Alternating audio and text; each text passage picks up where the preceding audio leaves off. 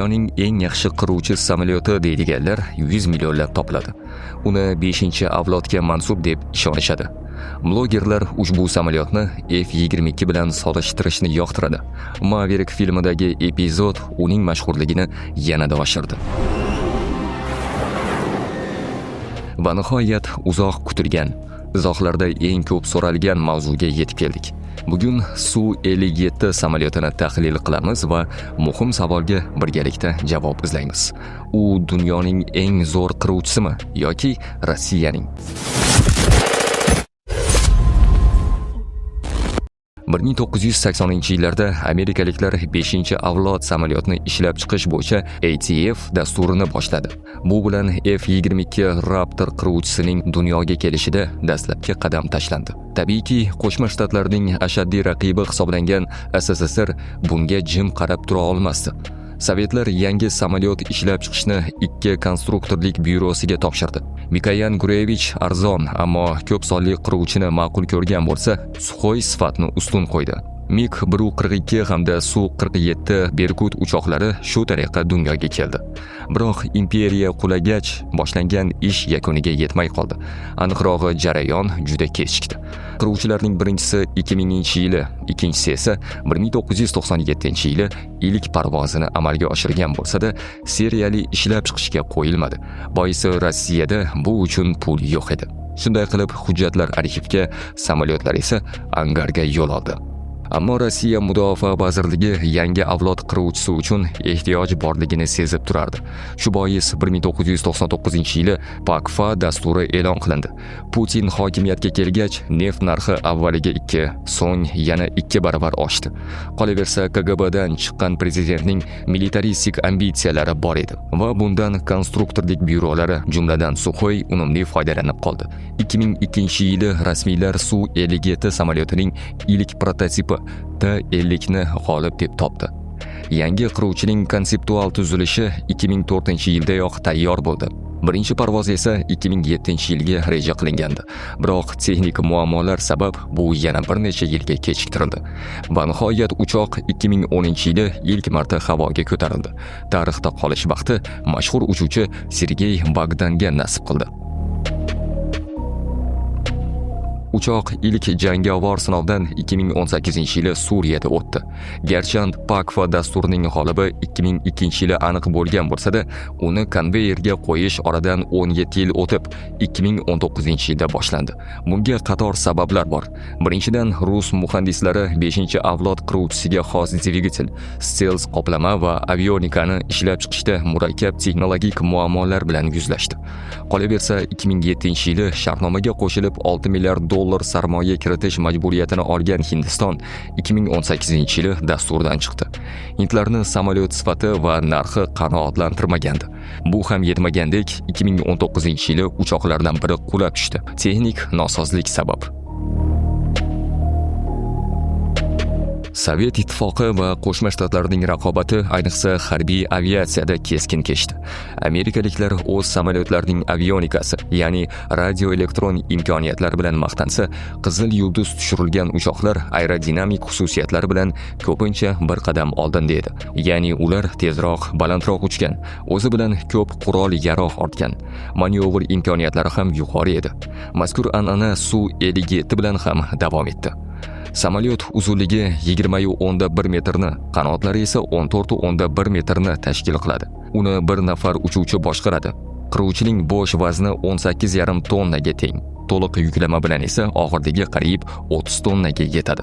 Uchoq bir juft Saturn AL-41F1 turboreaktiv dvigatellari yordamida parvoz qiladi. Bu qiruvchiga maksimal tezligini 2135 km/soatgacha oshirish, 20,000 metr balandlikka ko'tarilish imkonini beradi. Jangovar radius 1250 kilometrni tashkil qiladi. Agar qo'shimcha yoqilg'i baklari ortilsa, masofa 4,5 kilometrgacha yetishi mumkin. Su-57 ning manyovr imkoniyatlari esa o'zingizga yaxshi ma'lum.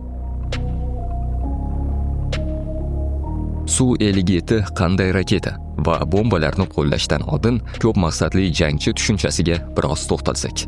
Bu turdagi samolyotlar qiruvchi, bombardimonchi, razvedkachi hamda elektron urush vazifalarini bajara olishi, bir rejimdan ikkinchisiga imkon qadar qisqa vaqtda o'tishi talab etiladi.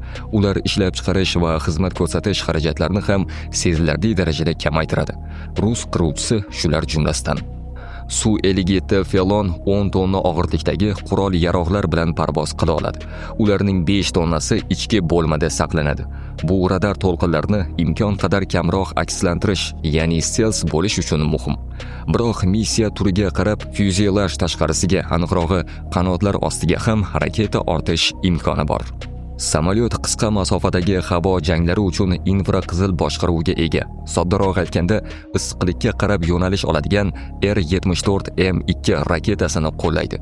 O'rta va uzoq masofadagi nishonlar uchun esa R-77M hamda K-77M raketalari mavjud. Quruqlikka zarba berish uchun asosiy vosita o'laroq X-38 tanlab olingan, ammo katalog shu bilan cheklanmaydi. Su-57 dushman havo mudofaa tizimlariga qarshi X-58 USHK antiradar raketasini, shuningdek uzoq masofali X-59MK2 qanotli raketasini qo'llashi mumkin. Bundan tashqari KAP-250, KAP-500E va FAB-500 aviabombalarni ishga tushirish imkoniyati ham bor. Agar favqulodda yaqin masofada jang olib borish yoki dron va qanotli raketa kabi past balandlikda parvoz qiluvchi nishonlarni urib tushirishga to'g'ri kelsa, uchuvchi 30 mm lik GSH-30 avtomatik to'pini ishga soladi. U 2 kilometr masofadagi nishonlarga effektiv talafot yetkazishi, maksimum 4 kilometr uzoqlikka zarba berishi mumkin. Qurol nihoyatda tez, ammo o'q-dori zaxirasi 165 ta snaryad bilan cheklangan. Uchuvchining jismoniy holati, aqliy salohiyati va tezkor reaksiyasi janglarning borishiga eng ko'p ta'sir qilgan davr Ikkinchi jahon urushi edi. Ammo hozir qiruvchilar ko'rish gorizontidan tashqaridagi dushman bilan kurash olib boradi. Keng ommalashgan dogfight tushunchasi esa deyarli tarixda qoldi. Ya'ni 21-asrda kimning radari aniqroq ko'rsa, raketasi qancha uzoq uchsa, o'sha g'olib bo'ladi. Bu esa samolyot avionikasiga bevosita bog'liqdir. Avionika bu samolyotning barcha elektronik tizimlari yig'indisi. Soddaroq aytganda, miyasi bo'lib, unga radarlar, boshqaruv kompyuterlari, aloqa va navigatsiya tizimlari kabilar kiradi. N036 BLK nomli AES radari Su-57 qiruvchisining ko'zlari hisoblanadi.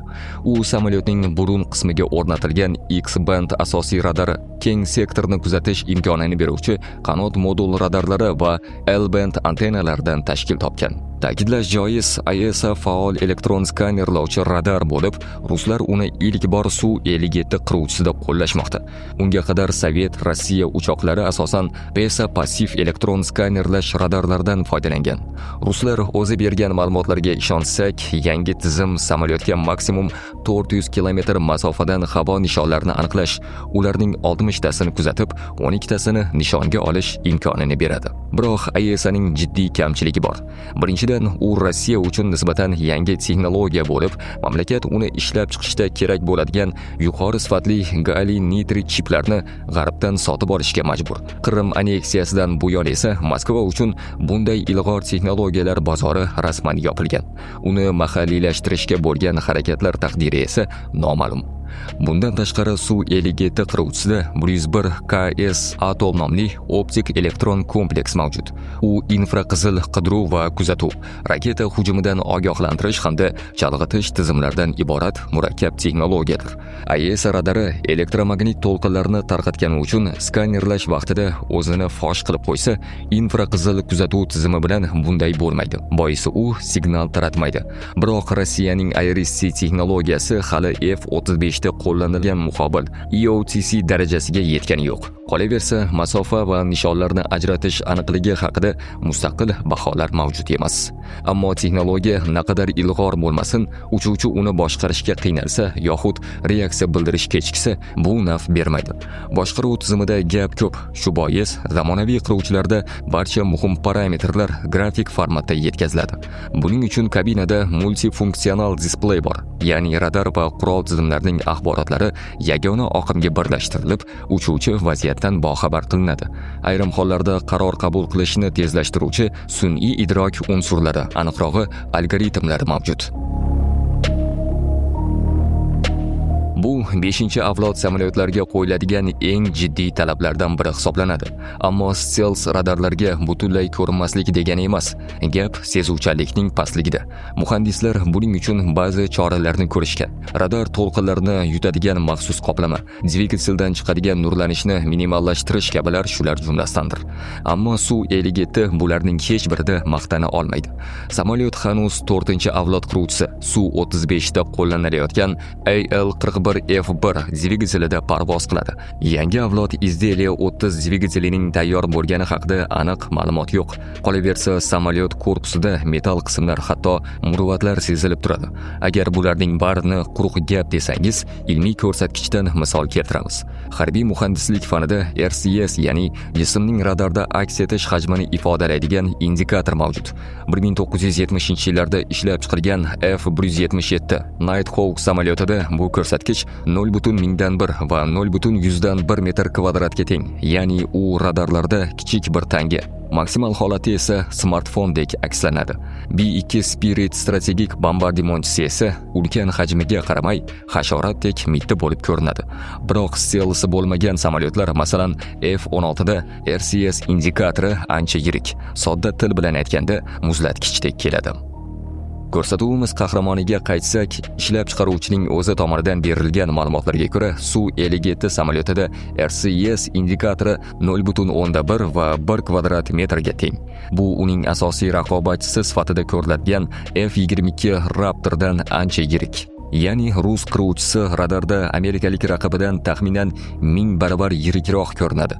Shunga qaramay, buni ruslar uchun yutuq deb aytish mumkin. Boisi Su-57 ning RCS indikatori undan oldingi uchoqlar Su-35 dan taxminan 10 barobar, MiG-29 dan esa 50 barobar kichikroqdir. Xalqaro bozorda rus qiruvchisining omadi uncha chopmayapti. Uning sifatidan qanoatlanmagan hindlar erta kundayoq shartnomadan chiqdi.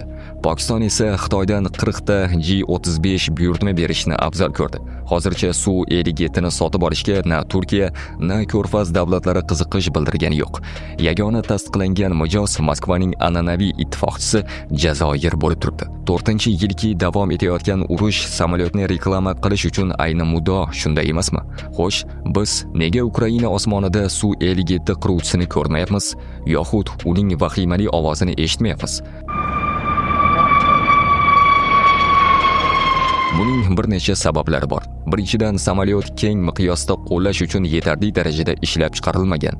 Eng optimistik hisob-kitoblarga ko'ra, hozir ruslar ixtiyorida jangga tayyor atiga 24 ta, eng konservativ tahlillarga binoan esa 4-6 ta havo texnikasi mavjud. Qolaversa, Moskva jahon mediasi uning ertayu kech maqtalgan qiruvchisi urib tushirilgani haqida yozishini, bu orqali Rossiya harbiy sanoat kompleksining reputatsiyasiga jiddiy zarar yetishini istamaydi. Lekin shu o'rinda savol tug'iladi. Samolyot ular da'vo qilganidek 5-avlod, ya'ni stealth bo'lsa, unda nimadan buncha qo'rqish kerak? Bu hatto ruslarning o'zi ham milliy texnologiyalarga juda ishonib yuboravermasliklarini ko'rsatmayaptimi? 2024-yilning 8-iyun kuni tarixda kuzatilmagan va bunday bo'lishini hech kim kutmagan voqea sodir bo'ldi. Su-57 qiruvchisi jangda shikastlandi, faqat havoga ko'tarilmay turib. Gap shundaki, Ukraina kuchlari Astraxan viloyatining Axtubinsk aerodromiga kamikadze dronlar bilan zarba berdi. Hujum natijasida ochiq osmon ostida turgan qiruvchilardan biriga shikast yetdi. Biroq bu Su-57 Ukrainada jang qilmayapti degani emas. Buyuk Britaniya Mudofaa vazirligi Rossiya mazkur qiruvchini uzoq masofadan zarba berish, ya'ni qanotli raketa uchirishda qo'llagani haqida yozib chiqdi.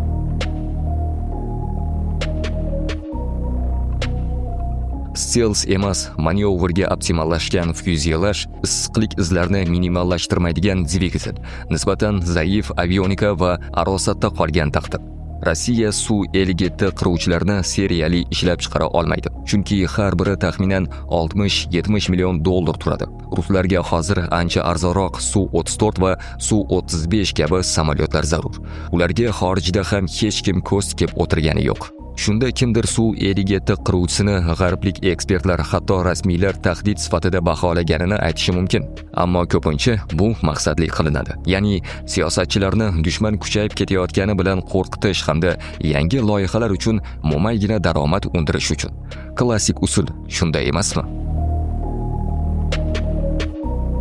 Qurol-yarog' masalasida dixotomiya ketmaydi.